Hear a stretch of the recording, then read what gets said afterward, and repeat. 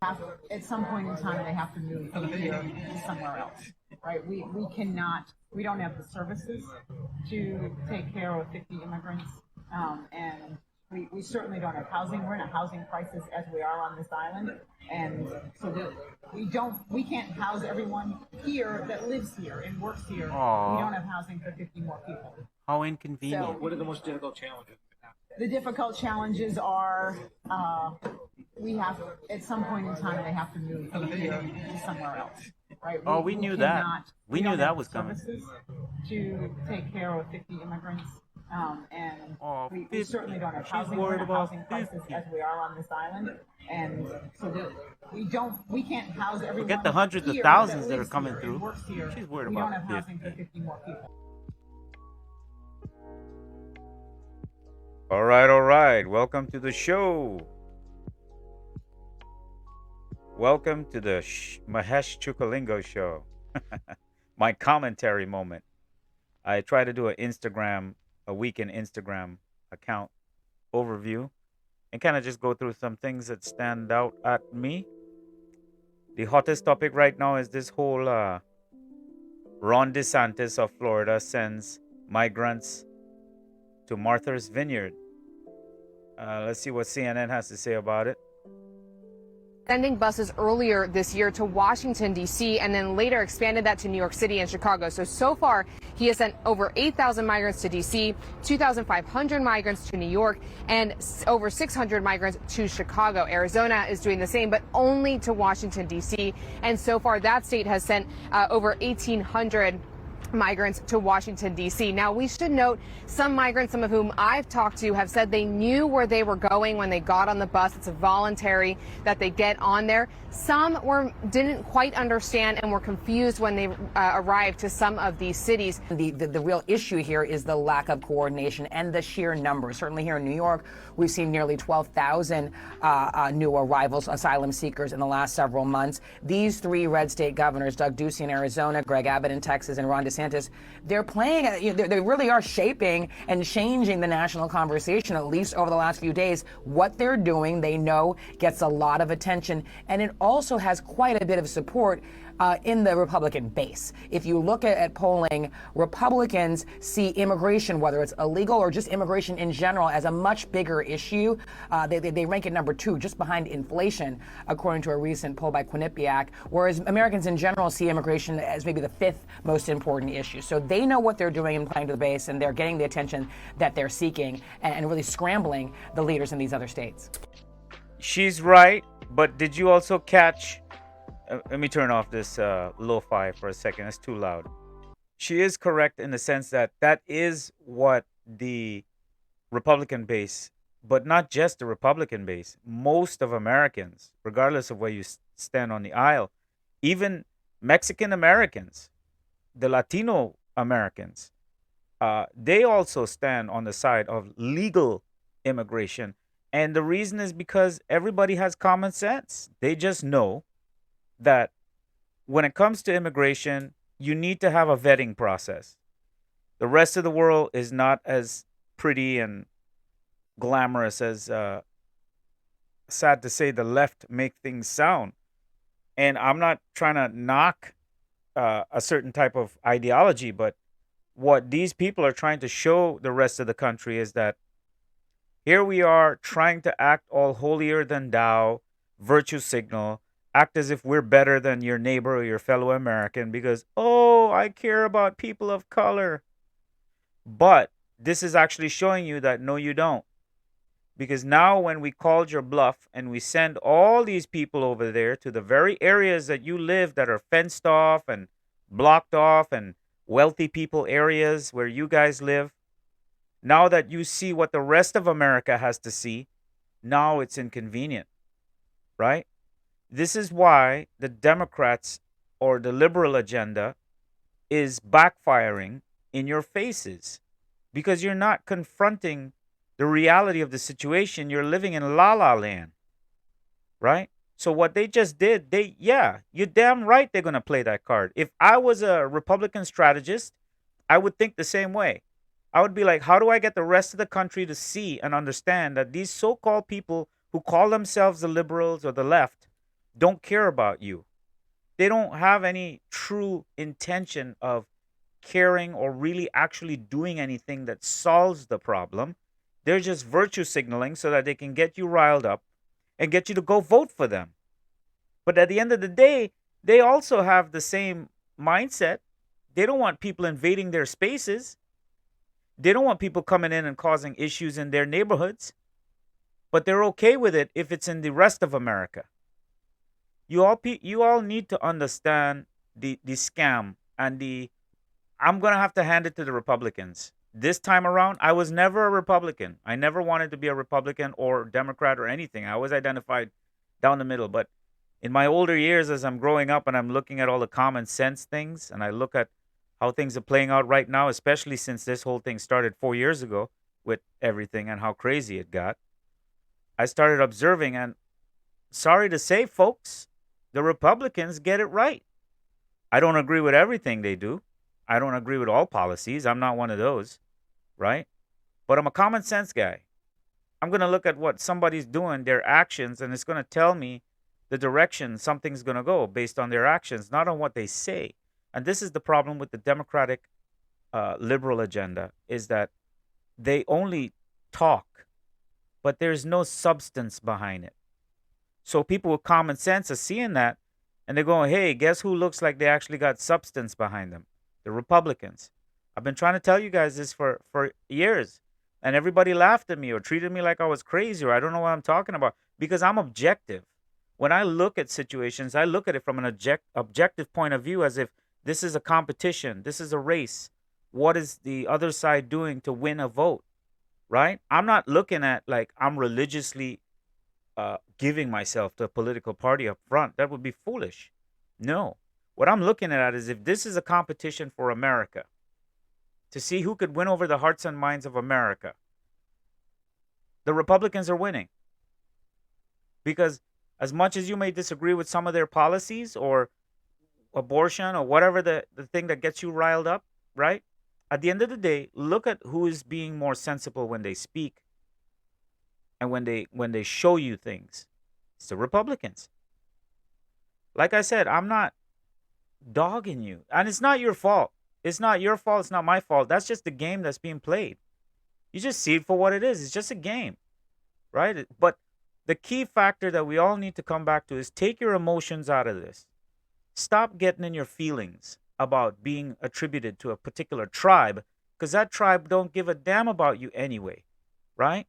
The truth is, this is a game to see who's going to give us the closest thing possible to a better America. That's the game. And yes, they're going to do some dirty work, and they're going to do some shit that you don't want to know about, because that's why we pay taxes, and we give them the responsibility of taking care of the ugly stuff so that we can wash our hands and say that we're innocent. And we've got nothing to do with all the wars in Iraq or Afghanistan or anywhere in the world. We've got nothing to do with that. It's our politicians who do it. That's the truth.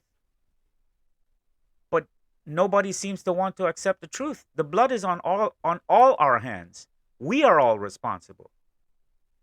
Yes, maybe our taxes get used in ways that we have no control over, but this is the time, folks. This is the time for you to disassociate yourself with any political party and start playing the game. Start using your leverage. What good is a vote if you can't leverage your vote? What good is it to be a Democrat if you're just going to keep voting Democrat and they know they own you and then they can't lose you? What incentive do they have to get their act together and be a better party for the people? None. Because you guaranteed their vote by being loyal to them. The same goes for Republicans. You need to leverage your party. They need to know that they can lose your vote if they don't start towing the line. And which, by the way, the smart out of the two groups right now that are fighting or competing, let's say competing, right? Because it's a culture war right now. Out of the two groups, if you look at it objectively, the Republicans are winning because they're actually taking the time to listen to what the crowd wants, what the public wants, what the cries coming from the towns and the cities and the people are. They're listening. Hello, they are. And that's why they're going to win. And honest to God, I honestly feel, along with millions of Americans, we feel that some funny business is going on because you got the FBI, you got the White House, you got all the tech platforms censoring people like myself or fact checking us and making us gaslighting us to make us think like we're crazy and we don't see what's going on. Right? Enough is enough already. I'm not falling for it. Sad to say, the older crowd, I know a lot of people in their 60s and 70s who, when I'm speaking, they look at me like I'm crazy and I don't know what I'm talking about. But it's not their fault. They've already been groomed and conditioned. They're on the way out. So their opinion really falls flat because they're looking at the world through a narrow lens of what they get to see every day. They don't go digging through the hundreds of thousands of websites that we do and the hundreds of thousands of chats and chat forums and chat rooms that we go into and the kind of digging around and talking and conversing and they don't have a real pulse on the real situation on the ground. There's an artificial perception. But you and me, we know that there's a perception that those people don't get to see. And so we don't really pay attention to them too much. We just kind of like laugh and go back and forth with them. But we know they're not ready to get into this the way you and I are getting ready to get into this, to dig in with all your teeth, bite into it. You know what I mean? So anyway, but I like that because it brought the conversation. The reason I'm making this episode is I want to make a point to all the virtue signalers out there and why you're wasting your time. Here's a post by Vinny3, the kid. He says the idea that Martha's Vineyard lacks the resources to care for 50 migrants this is in reference to a video. I'll see if I can find the video and cut it up, put it up in here. But there's a video of a woman saying that we can't afford to keep these migrants here in Martha's Vineyard.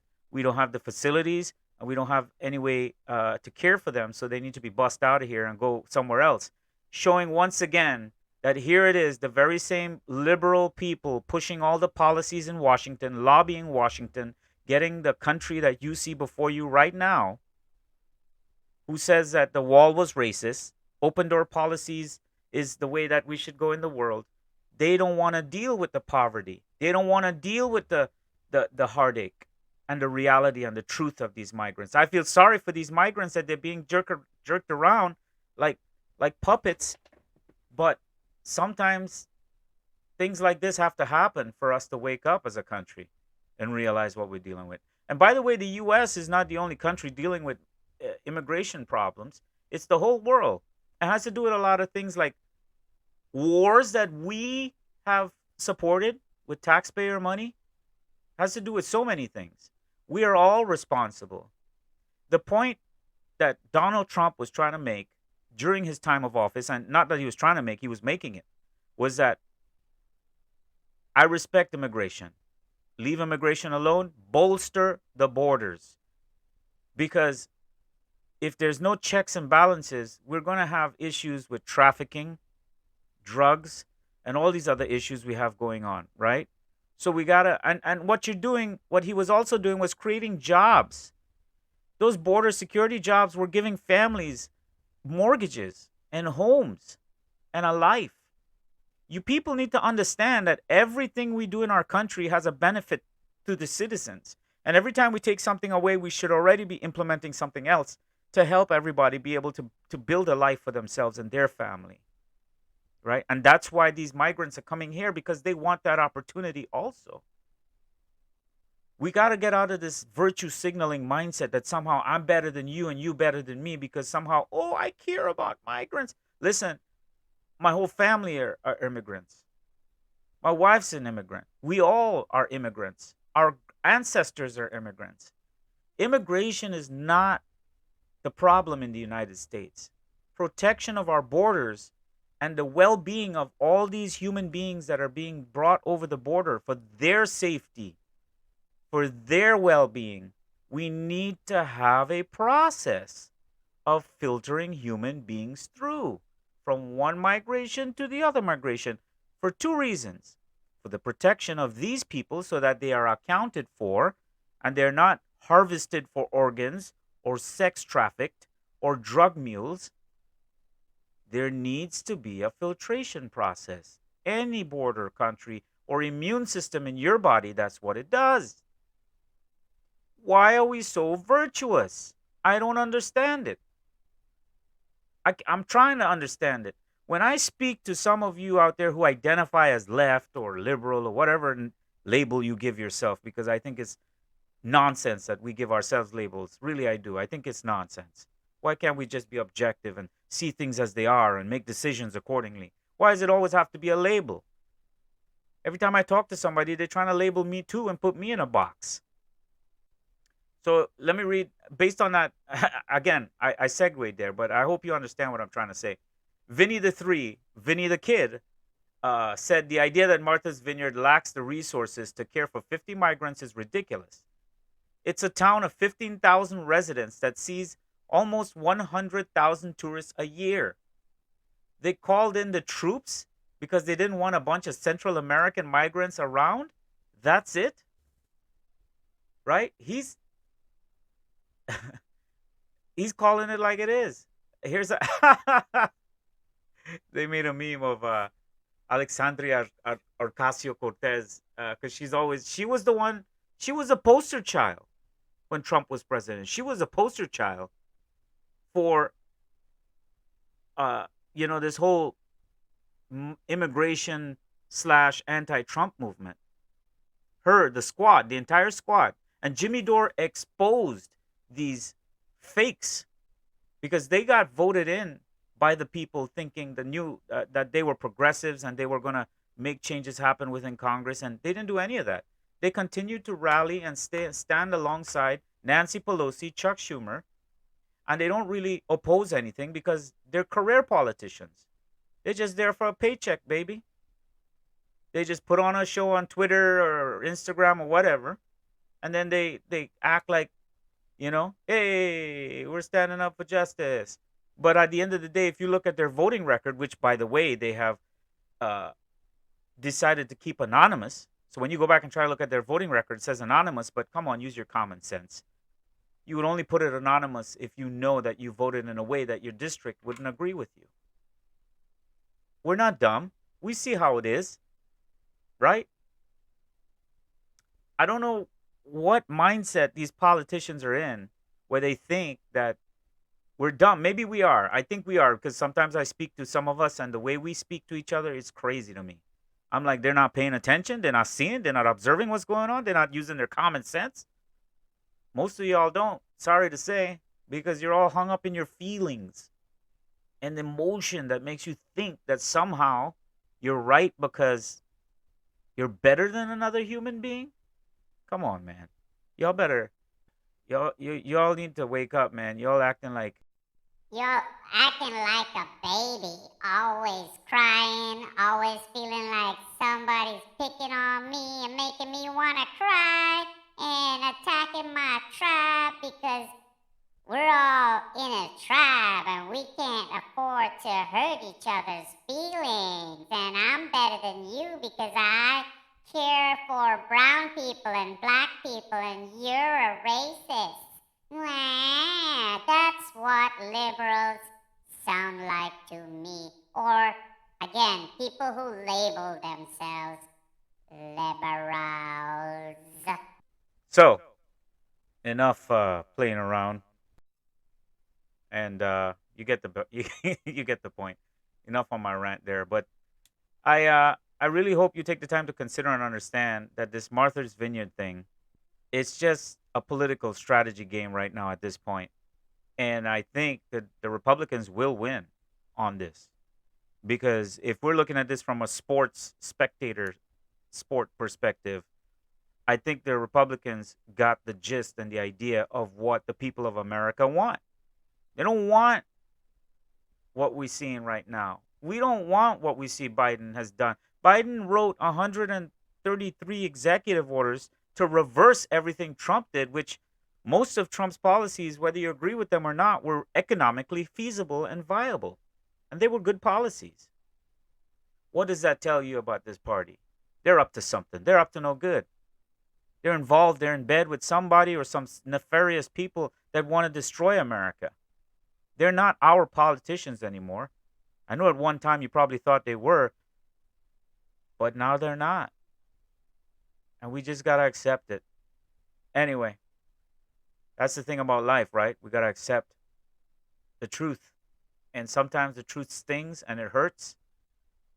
And let me tell you, I know. I can personally tell you, I know. But sometimes you got to push through it and get through to the other side.